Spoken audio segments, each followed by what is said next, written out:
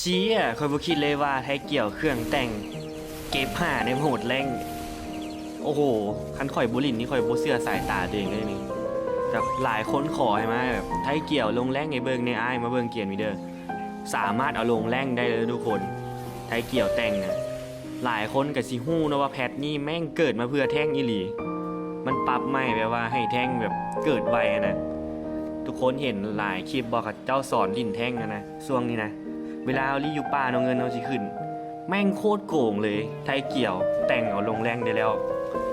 ข่อยนี่โคตรตื่นเต้นเลยทุกคนเบิ่งช็อตนี้เด้อยางมาดักไว้ไซส์สกิลเนาะเก็บ2เลยจังว่านี่โอ้โหเฮ้ยรอดตัวหนึ่งว่ะอย่าลืมกดติดตามกดไลค์กดแชร์กดรีโพสต์ให้เบิ่งด้วยทุกคนไทยเกี่ยวแต่งลงแรงได้เด้อคลิปนี้คือการันตีให้เลยทุกคนหลายคนขอเข้ามาว่าลงแรงให้เบิ่งแน่เป็นอย่างไทยเกี่ยวแต่งยังลงแรงได้ทุกคนเด้อแพทนี่คือถ้าเฮายืนใกล้ๆป่าบ่เบี้ยเขาจะขึ้นเงินเขาจะได้ไอ้เหี้ยแม่งโคตรโกงเลยหน้าฆ่าหน้ากลายเป็นบอทเลยคอยบอกเลยเจอไทยเกี่ยวแต่งเข้าไปนี่แล้วก็แม่งได้ดาวฟรีแบบโคตรง่ายเลยเบิ่งเด้อแม่งหมอนี่น่าจะเบิดละสมองมันน่าจะยอมแพ้แล้วที่บอกบางเวลาเอาดักฟุ้มอย่างนี้นี่คือการสังเกตการเวลา4 ฮุก3 ฮุก4แล้วทุกคนไอรินไทยเกี่ยวแต่งนี่เอาสเต็ปค่อยไปใส่ได้เลยเนาะค่อยจะสังเกตให้เขาจุ่มกันก่อนเนาะอันนี้คือกดมาโซโล่เลยทุกคนเด้ออันนี้แรงแท้เลย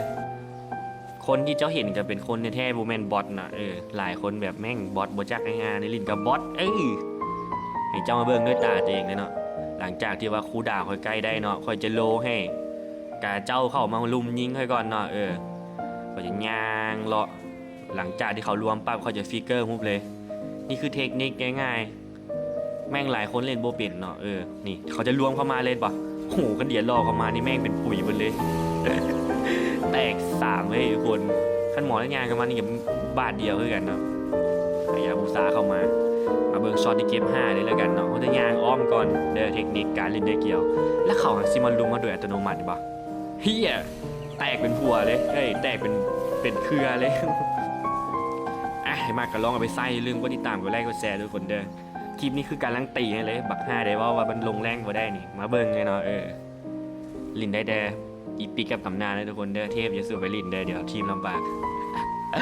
ก็ถือว่าลงแรงได้แล้วเนาะ